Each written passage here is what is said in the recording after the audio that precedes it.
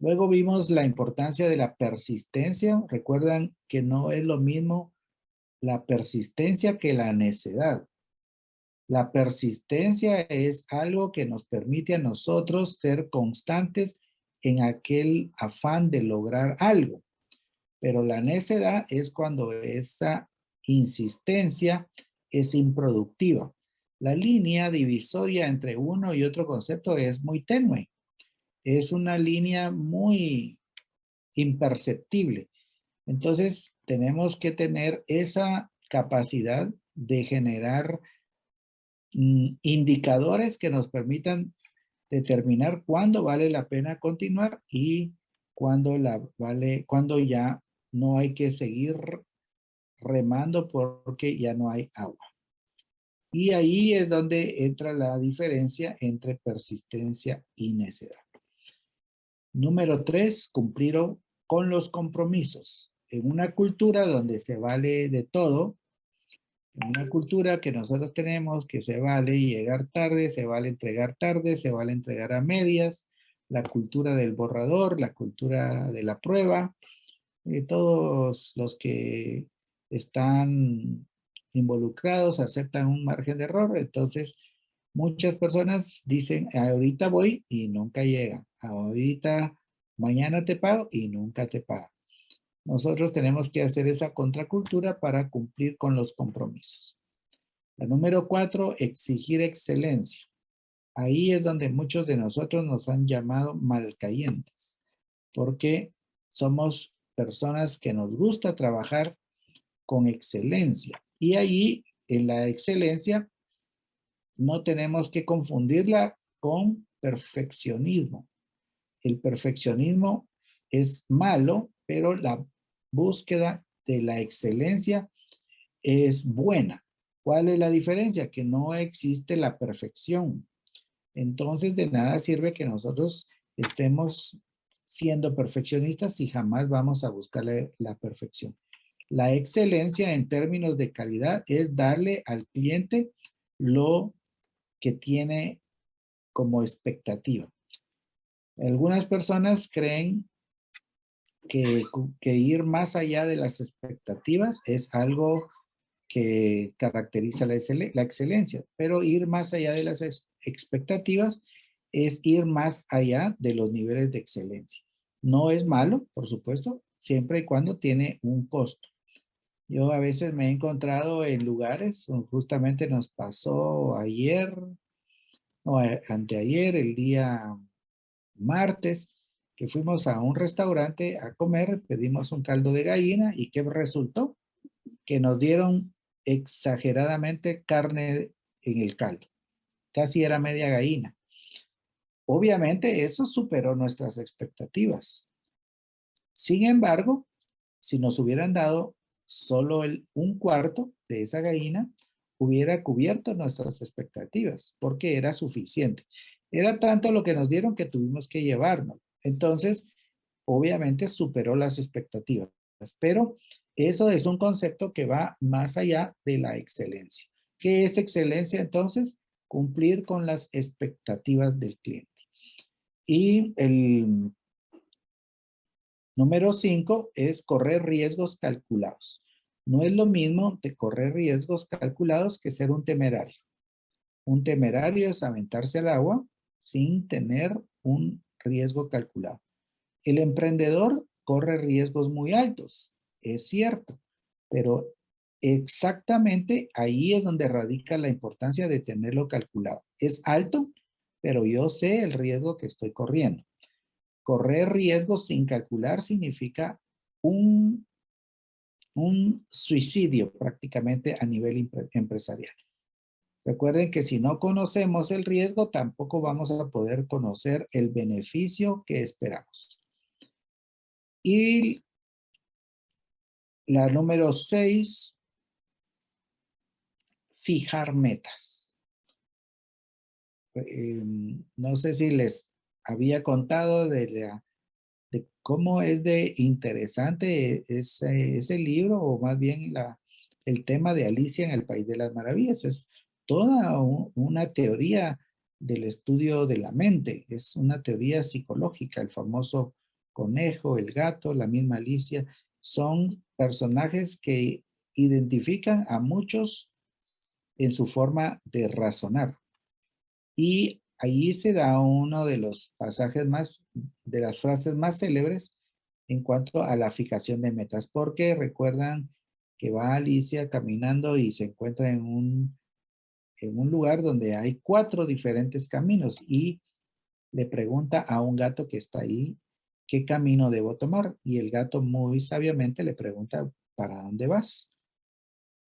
Obviamente el camino depende del lugar a donde yo voy. Ella le dice, bueno, es que no sé a dónde voy, entonces cualquier camino te lleva. Si usted en la vida no sabe a dónde va, cualquier camino lo lleva. Si usted sale a la calle y no sabe a dónde va, cualquier bus lo lleva.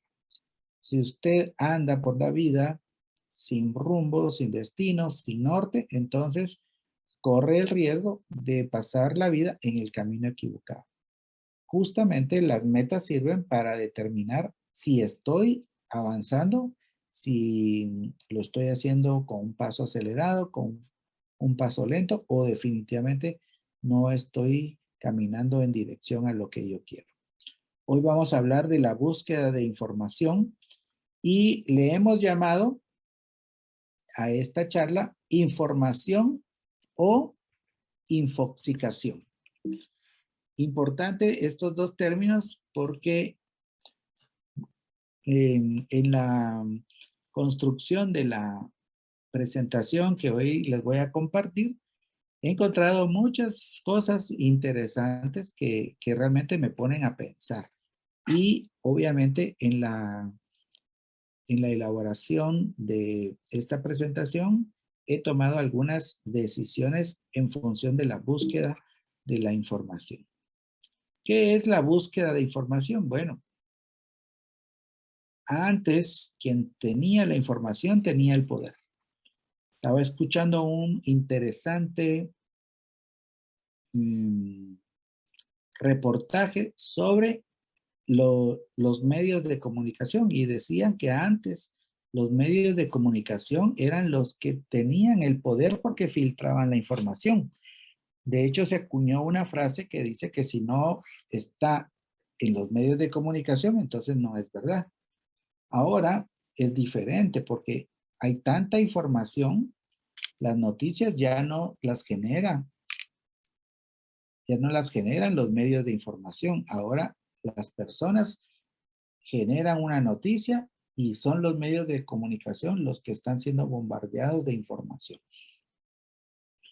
Entonces estamos en la era de la información, todo está a un clic de distancia, todo está a la disposición, usted puede saber de cualquier tema y ahora nos enfrentamos a la infoxicación y otros términos que vamos a ver.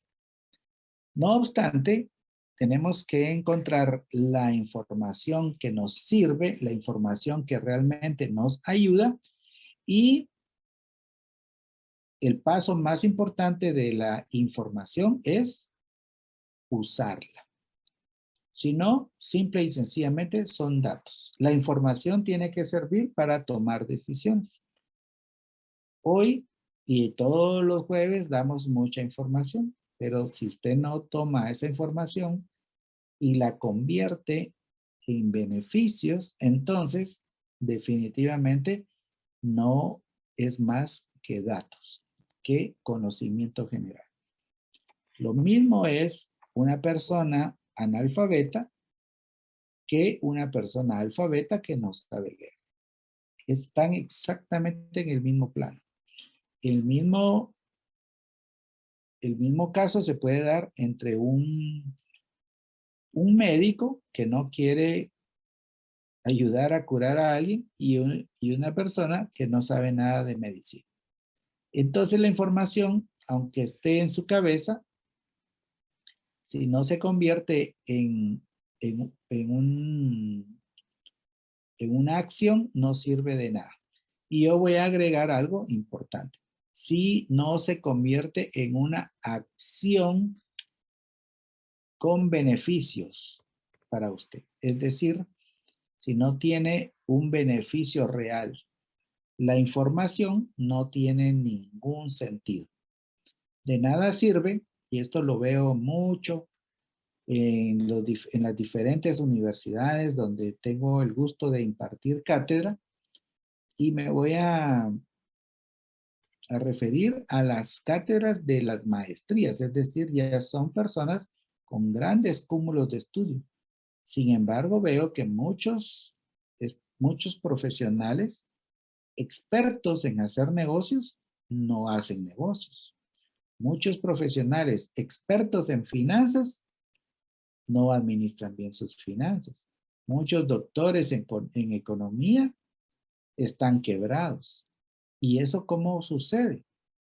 ¿Por qué es que han estudiado 10 hasta 15 años el mundo de las finanzas, el mundo de la economía, y jamás han podido llevar ese conocimiento a la práctica en beneficio de ellos mismos?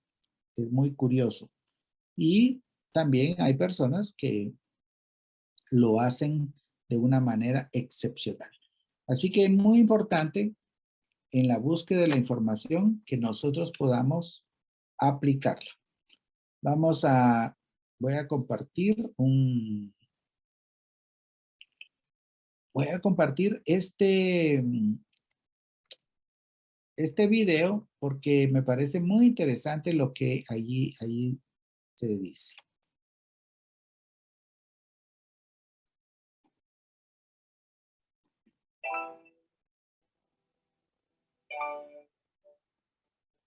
Hola, ¿cómo están?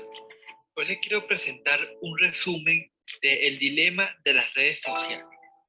Este es un documental de Netflix que nos muestra el trasfondo de las redes sociales y cómo estas influyen negativamente en la vida de las personas.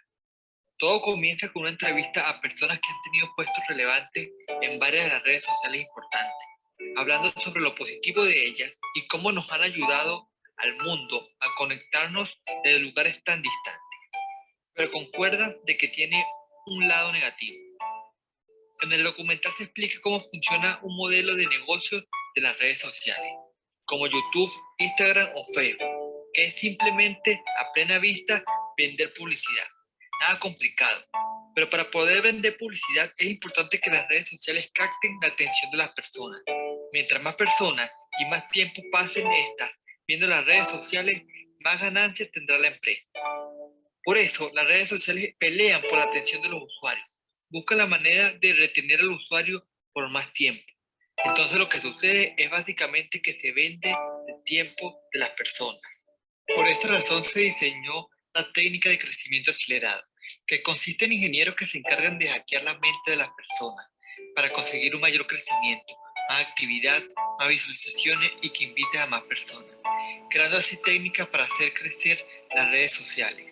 Algunas de estas empresas con frecuencia hacían pequeños experimentos con los usuarios para poder desarrollar una manera óptima de atraer más usuarios.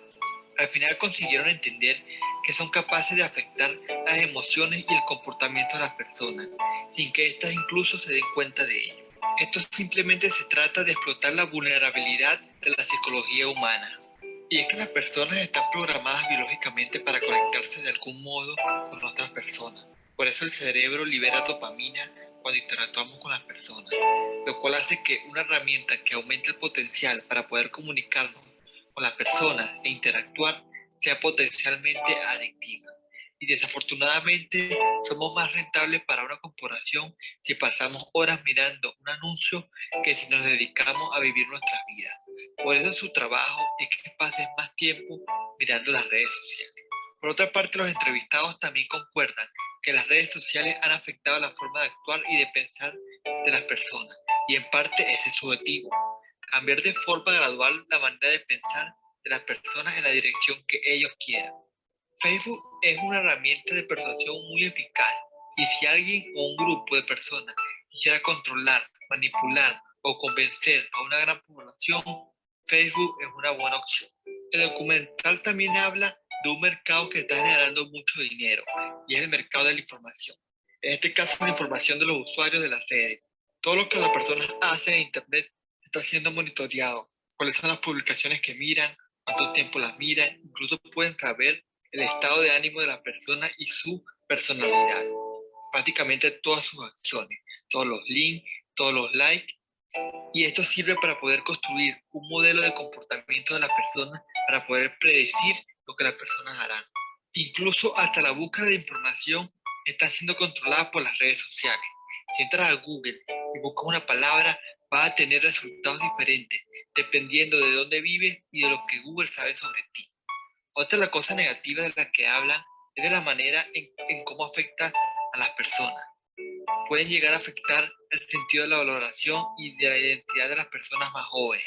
Las personas que nacieron después de 1996 son la primera generación en tener redes sociales en la secundaria, dando como resultado una generación más ansiosa, más frágil, temeroso de correr riesgo, que los lleven a perder todo el día metido dentro de los aparatos, que comienzan a compararse con estándares de físicos irreales, lo cual los lleve a una depresión y una baja valoración de sí mismo.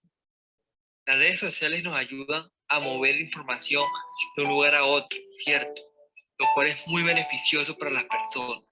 El problema, sencillamente el mal uso de esta herramienta. Un estudio muestra que las noticias falsas en Twitter viajan 6 veces más rápido que las reales, lo cual evidentemente influye en el comportamiento humano, cambiando lo que las personas piensan y hacen. Con la llegada de la pandemia, las redes sociales se inundaron de las noticias sobre el COVID. Sin embargo, mucha información era completamente falsa, que también inundó todas las redes sociales, favoreciendo la desinformación, y ahora es un tema de vida o muerte. Esta situación con la enfermedad es solo un ejemplo extremo de lo que pasa en la realidad. Ahora es difícil saber qué es real y qué no. Muchas personas que ahora están usando los teléfonos y pasan las fotos y se preguntan, ¿cuál es la amenaza existencial? ¿Y qué si el algoritmo me hizo ver otro video? ¿Cuál es el problema? Y en verdad, las redes sociales no son un problema en sí mismo, sino la capacidad que tienen estas para sacar lo peor de las personas y lo peor de la sociedad. Y lo peor de esa sociedad, esa es la amenaza existencial.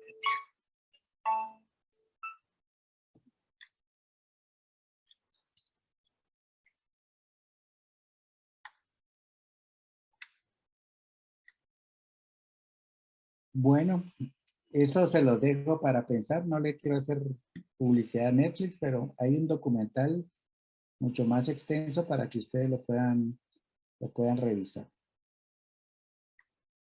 ¿Qué es lo que podemos sacar aquí?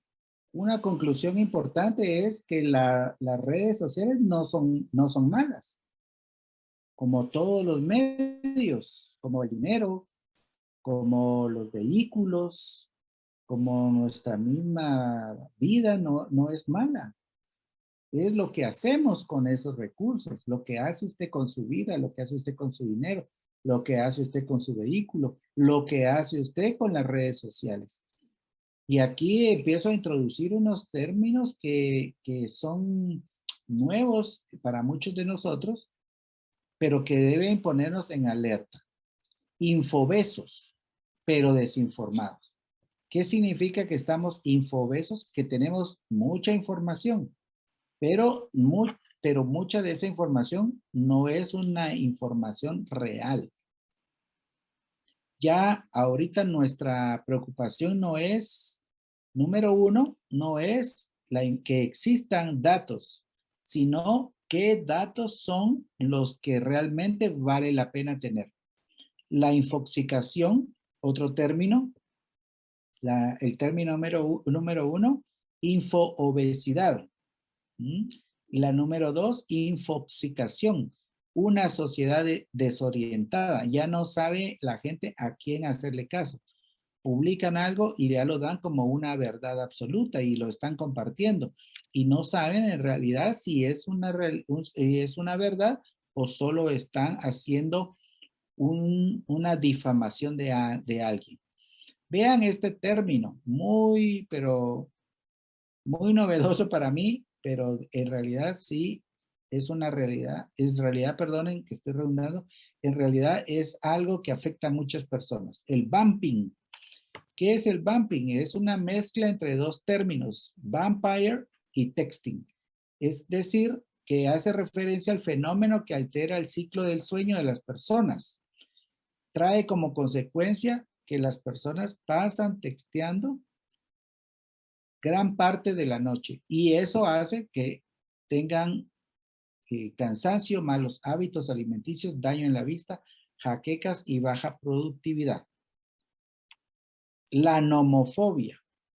No sé cuántos han oído ustedes hablar de la nomofobia. Por ahí me decían a manera de broma, el que esté libre de pecado, que deje su celular sin contraseña. En una reunión de amigos se hizo el experimento de a ver quién le podía libremente dar su celular a su esposa y muchos no quisieron. Muchas personas se molestaron porque consideraban un irrespeto a su privacidad. Sin embargo, pues la nomofobia es ese miedo a estar sin celular. Muchas personas, y yo no voy a decir que no he tenido algunas de estas acciones que hoy mismo estoy señalando. Obviamente, como todos estamos aprendiendo, yo soy el primero en aprender. La nomofobia a veces la podemos ver porque uno puede salir a la calle sin desayunar, pero muy pocas veces sale uno a la calle sin celular. Y muchas veces nosotros podemos ir ya de camino y no, no podemos salir si no llevamos el celular, porque se ha vuelto un instrumento que nos ata, que ha generado una dependencia. Y aquí hay cinco pequeños consejos o sugerencias de cómo disminuir la nomofobia o la dependencia celular. Bueno, aprendamos a poner el celular boca abajo, porque cada vez que hace flash, cada vez que enciende una luz o cada vez que vibra, hay que ver de qué se trata. Hay que desactivar las notificaciones, guardarlo en una bolsa cuando se vaya en la calle o cuando se vaya manejando, o importante cuando convive con alguien más. Desinstale las apps que más le distraen y use un despertador convencional en lugar del celular. Es decir, empezar a usar menos el celular es lo que se está procurando. Y esto se está convirtiendo en una pandemia, incluso algunos han dicho que es más dañina que el mismo COVID. Imaginen ustedes que las víctimas de nomofobia, aquí están los síntomas. Se siente vulnerable sin el celular. Lo consulta decenas de veces al día. Cada vez que lo olvida, sufre de ansiedad. Se estresa cuando está apagado. No hay cobertura de red, no hay señal, o no tiene batería o saldo. 53% de los usuarios de celular en el mundo padecen de nomofobia. Yo ya me hice el examen y sí soy medio nomofóbico. 33% en este caso mexicanos sufren nomofobia, 34 veces al día se revisa el celular, 8 horas diarias se navega en internet, 80% de los entrevistados duermen con el celular, 50% prefiere perder la billetera que el celular, 41% tiene más de 2 celulares, 70% de personas se aleja de los que lo rodean. 70% de las personas nomofóbicas son mujeres. 61% son hombres. 68% de los nomofóbicos tienen entre 25 y 34 años. Y según los expertos, una persona nomofóbica tiene baja autoestima, por lo que aconsejan consultar a especialistas en problemas de dependencia y tratamientos de seguridad. En términos generales, la nomofobia es el miedo a vivir sin celular. Una pequeña encuesta aquí para ustedes. ¿Cómo saber si sufrimos de adicción al smartphone? Número 1, recurres al teléfono cuando te aburres o te sientes solo o sola. Número 2, no tienes retentiva y pides que te envíen un mensaje con la información detallada o recordatorio. Número 3, te despiertas y lo primero que haces es revisar tu teléfono. Número 4, estás más pendiente de tomarte selfies o tomar fotos del lugar donde estás en vez de disfrutar el momento. Otro término importante, fobbing o fubbing. No sé cuántos habían escuchado este término. El término fubbing lo descubrí al estar estudiando el tema de la nomofobia. Es la costumbre de ignorar, es decir, el phone, el teléfono más snobbing, que es el desprecio. El fubbing consiste en ignorar a la persona que nos acompaña por prestar más atención al teléfono móvil. O prestar más atención al teléfono móvil que a las personas que están en una reunión. Pues es muy común ver a familias enteras, cada uno con su teléfono en un restaurante sin platicar y cada uno en sus propias redes. Esto es un fenómeno que se llama fubbing. El otro término importante que tenemos que aprender a distinguir es las noticias falsas o fake news. ¿Cómo nosotros podemos establecer si hay fake news o noticias falsas de las buenas? Hay empresas, bueno, aquí hay otra oportunidad de emprendimiento, porque hay empresas que ya están ofreciendo tratamientos para el detox. Encontramos ahí que hay una relación directa entre las redes sociales y la dopamina. Hace algún tiempo estuve en un taller donde nos hablaron de las hormonas de la felicidad y la dopamina es una hormona que produce el cuerpo que genera placer. Entonces, los likes, los famosos likes, ahora los famosos me encanta, producen inyecciones de dopamina. El estar pendiente de la actualización de las redes pues, produce inyecciones de dopamina. Por eso es que se puede volver adictivo, porque esas inyecciones de dopamina generan placer. ¿Mm? Hay gente que entra en depresión porque nadie le dio like o nadie comentó su foto o su post, ya sea en cualquier redes sociales, de cualquiera de las redes sociales. Y ahora vean este paquete de detox de dopamina que están ofreciendo algunas empresas. Importante porque es una oportunidad de emprendimiento. Dice que durante el día de detox hay que beber agua, pasear por la naturaleza, escribir con lápiz y papel, cosa que ya no hacemos muchos, ayunar o comer comida simple, evitar la tecnología y especialmente redes sociales, meditar, reflexionar sobre la vida y hacer ejercicio. ¿Y cómo nosotros podemos hacer una diferenciación entre la cantidad de información o la infoxicación a la que estamos expuestos?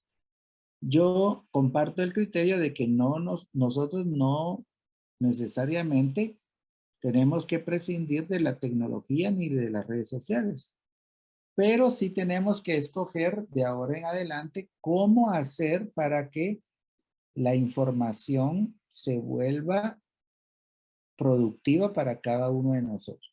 Entonces, número 1, nosotros tenemos que empezar a alejarnos de los sitios que puedan ser cuestionables, es decir, que puedan tener alguna probabilidad de enviar noticias falsas y empezar a buscar los lugares donde nosotros tengamos intereses.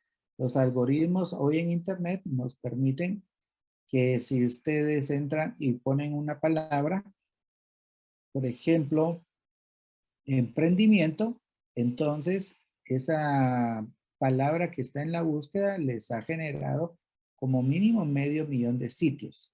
Entonces, si ustedes buscan muchas palabras relacionadas al emprendimiento, a los negocios, al financiamiento, a los riesgos, los algoritmos de las redes van a empezar a enviarles contactos, sitios relacionados con el tema que ustedes están haciendo. Y cómo empezar a buscar información. Así que les voy a pasar unos siete, no sé si son trucos o si son 7 claves para buscar información. Por ejemplo, quisiera que ustedes, si tienen la opción ahorita, puedan empezar a practicar las indicaciones que vamos a ir diciendo. Entonces, si ustedes quieren, número 1, el uso de las comillas. Ya la búsqueda de información no es tanto el problema porque los buscadores, y específicamente Google, es el buscador por excelencia. Así que esto funciona específicamente en Google. Si nosotros estamos buscando, en este caso, el ejemplo que yo encontré se llama libro de lectura. Entonces, si yo pongo libro de lectura y no lo encierro entre comillas, entonces yo lo que voy a encontrar es un sinfín de sitios en los que yo voy a ver la palabra libro o la palabra lectura. Pero si yo quiero utilizar la combinación libro de lectura, entonces lo pongo entre comillas. Número 1. Número 2, podemos usar el símbolo menos para hilar más fino. Es decir, en continuación con el ejemplo, podemos poner libro de lectura entre comillas, menos Mercado Libre, menos Blogspot, menos WordPress. Entonces, al poner el símbolo menos, excluimos las páginas con resultados sobre la lectura para la venta publicados en un sitio de internet. Número 3. ¿Cómo hacemos para buscar en un sitio específico? Empleamos la sintaxis site. El operador se llama site, 2 puntos. Entonces, si nosotros ponemos libro de lectura, entre comillas, site, 2 puntos, edu.ar, entonces vamos a restringir las búsquedas a un solo sitio. En este caso que presentamos, solo van a entrar las páginas que conforman el portal que hemos citado. Número 4.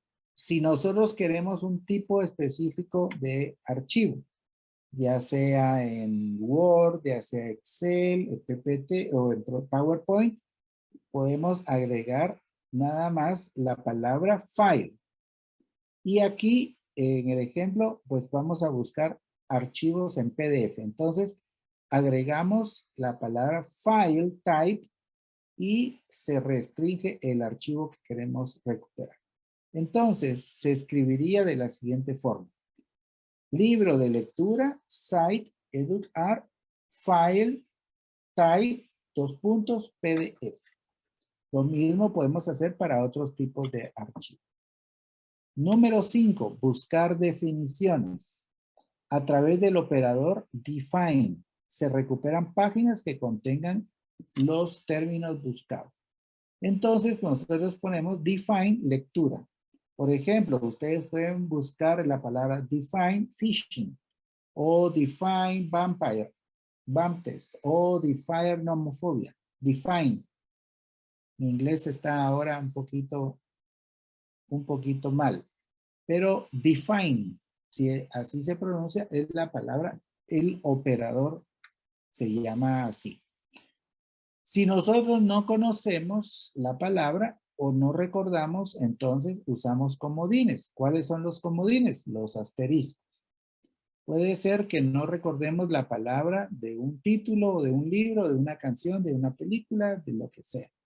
En este caso, la palabra se reemplaza por asteriscos y la búsqueda de Google lo va a ubicar. Por ejemplo, aquí podemos decir diseño curricular para asterisco grado. Tecnologías de la asterisco y la asterisco.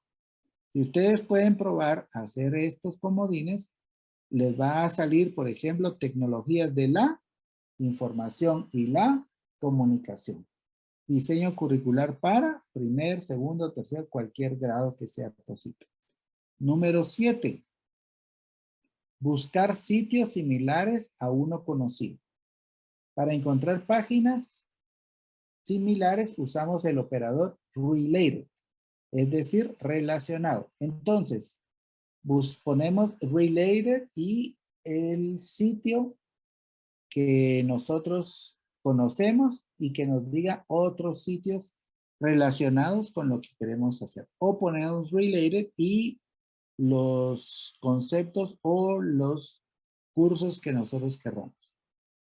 Otras me voy a ir a dejar de compartir para enseñarles mi buscador acá.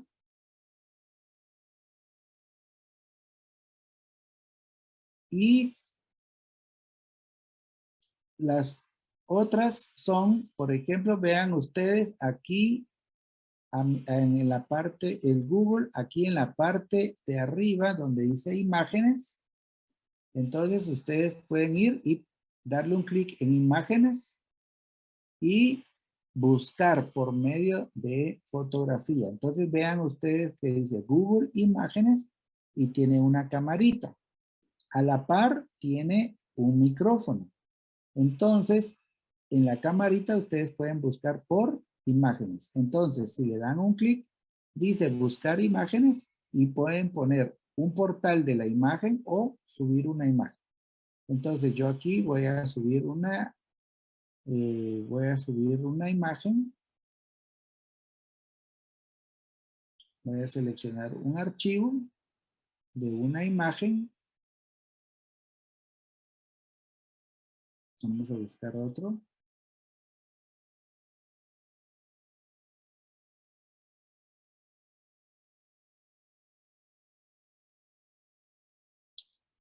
Y en esta imagen ustedes pueden ver que se da el... Entonces yo subo el archivo de la imagen y automáticamente Google me busca todos los sitios que tienen relación con esa imagen. Entonces me dice que mi imagen pertenece al sitio. En este caso se llama Un Emprende de sede Medellín, Ruta del Emprendimiento. ¿Por qué? Porque yo he seleccionado. Y la otra más fácil es que ustedes puedan hacer búsqueda por voz. Cabe mencionar que ahora la nueva tecnología, todo va a ser a través de la voz. Y por último, vean ustedes aquí en el buscador de Google, si ustedes tuvieran una búsqueda mucho más especializada, entonces pueden entrar aquí a donde dice preferencias, donde hay una especie de tuerca, y entonces allí ustedes pueden ver su historial, sus datos de búsqueda, y abajo hay una parte donde dice búsqueda avanzada. Entonces le dan un clic y ahí ustedes se pueden dar gusto en escoger todo lo que quieran. Pueden buscar aquí todas las páginas que contengan estas palabras, frases exactas, cualquiera de estas palabras. Pueden restringir por idioma, por región, por sitio, por tipo de archivo, etcétera, etcétera, etcétera.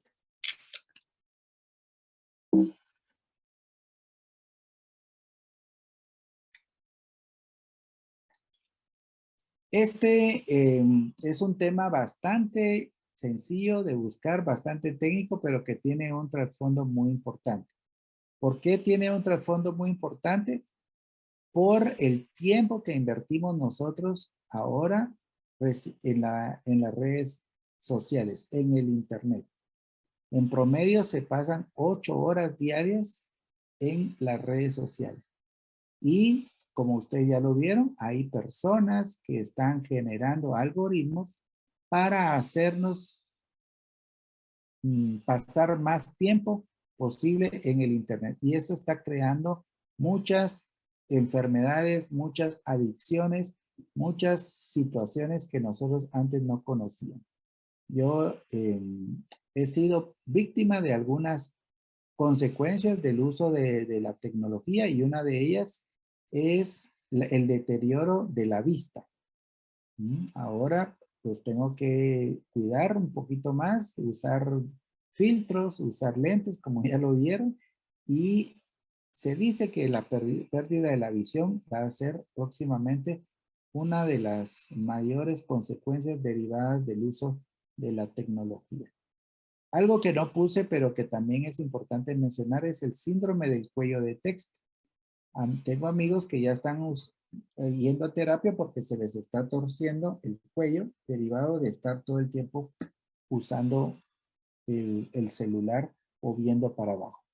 Así que, a manera de conclusión, yo les hago una invitación para que usemos las redes, usemos el internet de manera sabia, que aprendamos a desintoxicarnos, a desinfoxicarnos, a hacer una dieta en contra de la infobesidad, a evitar el phishing, a evitar el spam text, a evitar la nomofobia y a empezar a usarlas en el sentido positivo. Nosotros podemos usar las redes para comunicar buenos mensajes, para comunicar los productos y los servicios que nosotros vendemos para hacer buena plata y evitar que esto se vuelva en una condición negativa para nosotros. Así que búsqueda de información o infoxicación. ¿Qué es lo que usted está haciendo con sus redes sociales? Si hay preguntas en este momento, sería muy oportuno. Estoy a la orden para responder cualquier comentario que ustedes gusten.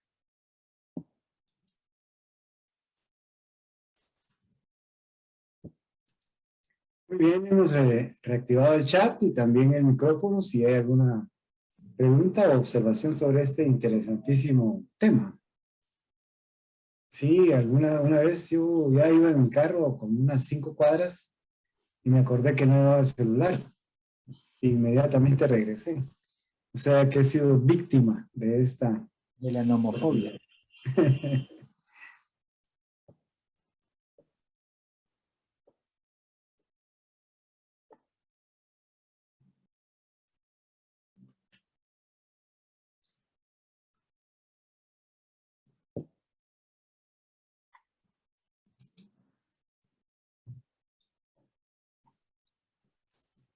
Sí, muchas gracias, hermano Ezra, por el tema expuesto, enriquece mucho nuestro intelecto. Bien.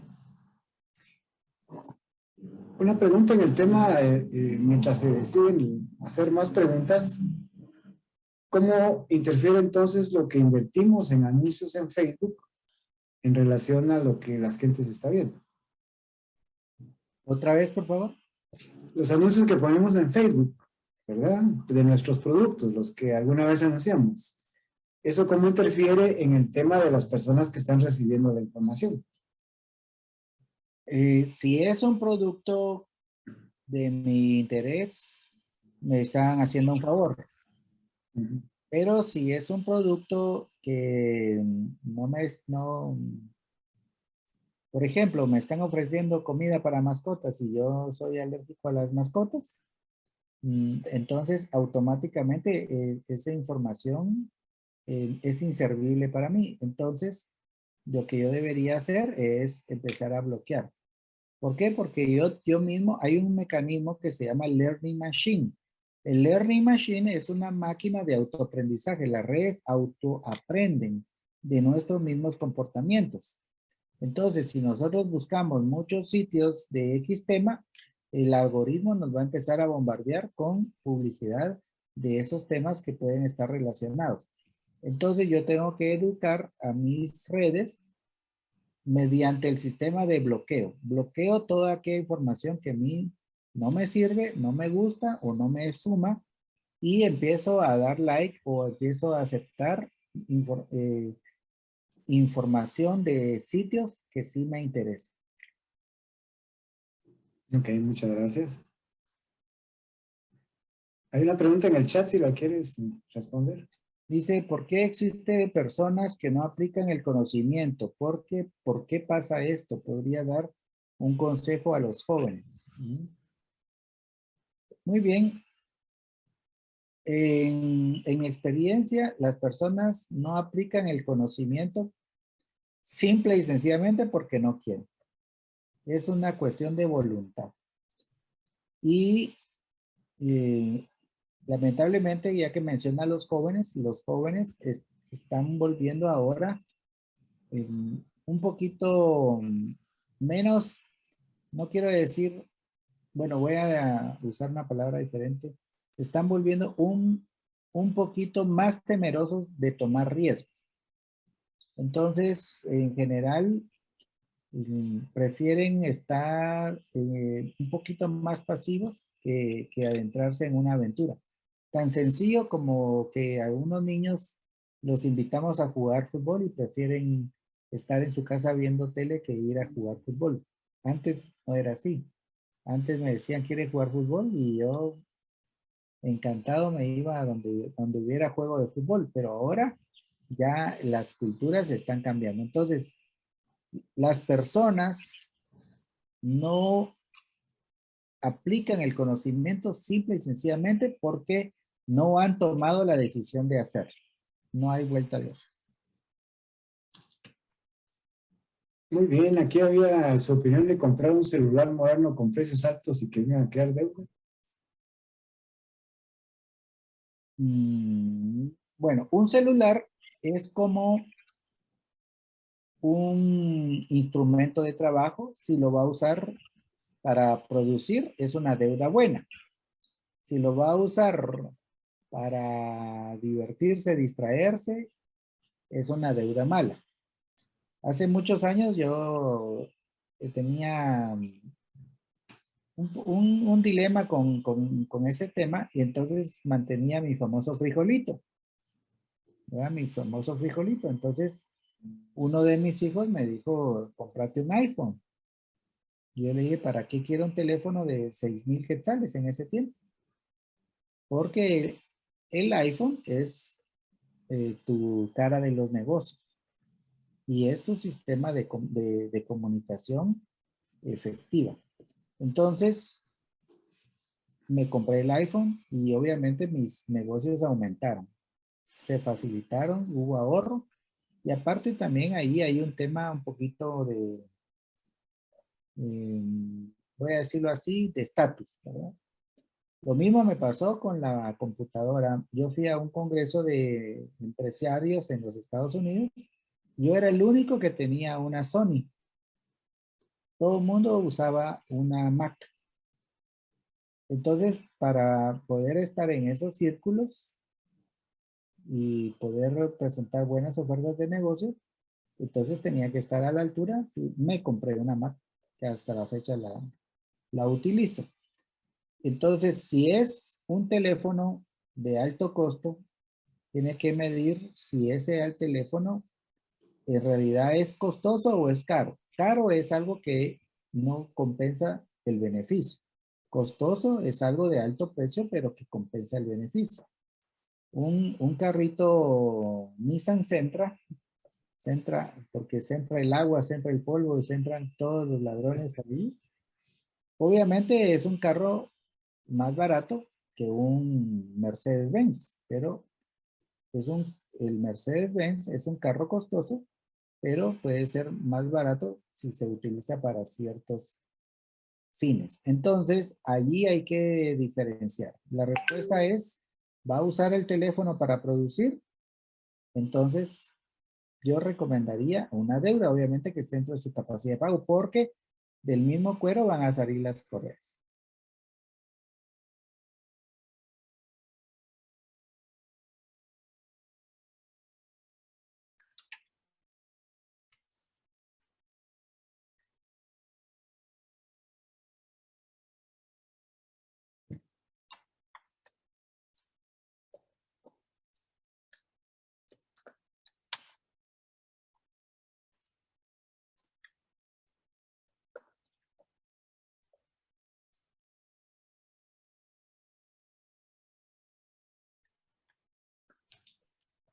La voy a leer. Dice la licenciada Grisel Arrecis.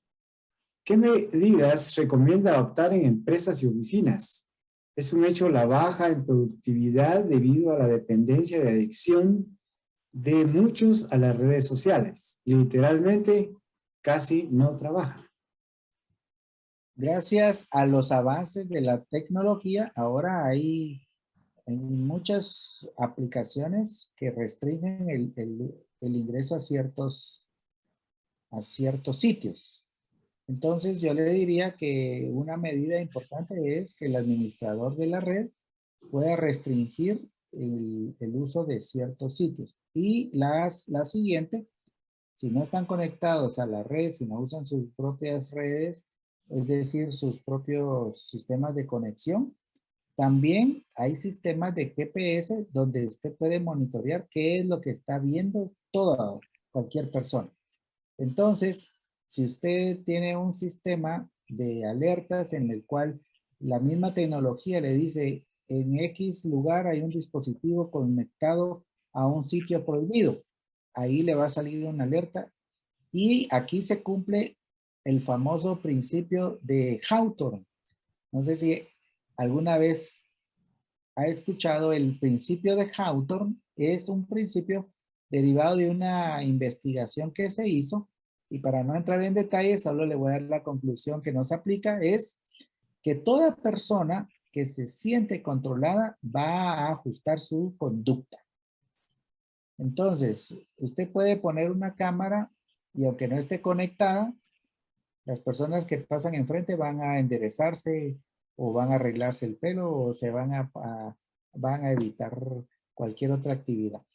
Veníamos ahí en la carretera y venía un corredor subiendo de Panajachel a Sololá, una cuesta muy empinada, y en un lugar muy bonito donde había una buena vista hacia el lago, el corredor, el deportista se paró y sacó su teléfono, se tomó una selfie y en ese momento sacó su sonrisa más expresiva. Se tomó la selfie y después siguió con su cara de agotamiento el resto del camino. Y eso pasa por el principio de Hawthorne. Siempre que hay alguien o algo que nos hace sentir controlados o que nos hace sentir observados, entonces vamos a modificar el comportamiento. Si usted en una empresa anuncia que va a haber control y medidas en contra de personas que visiten X o Y sitios, entonces eso va a generar cambios en la conducta de algunas personas. Y se puede monitorear a través de las mismas aplicaciones de las redes que se manejan. Muy bien, muchas gracias. En una reunión que yo asistí había una caja en la entrada donde había que dejar su celular. Sí. Y algunos no quisieron. Sí, porque, bueno, ahí ya estamos entre personas con homofobia, ¿no? Yo fui a un restaurante en donde en medio de la mesa había una caja donde todos tenían que poner su celular y decía, el primero que agarre su celular paga la cuenta. Eso está bueno. Eso está bueno. Muy bien. Si no hay una otra pregunta, hemos llegado a acabar a la hora en punto. Pues agradecemos al licenciado Ezra Orozcos los tips que nos ha dado en este mundo tan moderno que cada día cambia. La tecnología avanza de una manera muy rápida y nosotros debemos estar preparados para no caer en esas redes tan sofisticadas en las cuales nos estudian. Así que como siempre decimos, lo más importante es poner en práctica los conocimientos, la información y la sabiduría aquí obtenida. Muchas gracias y nos veremos en esta sana costumbre el próximo jueves. Bendiciones a todos.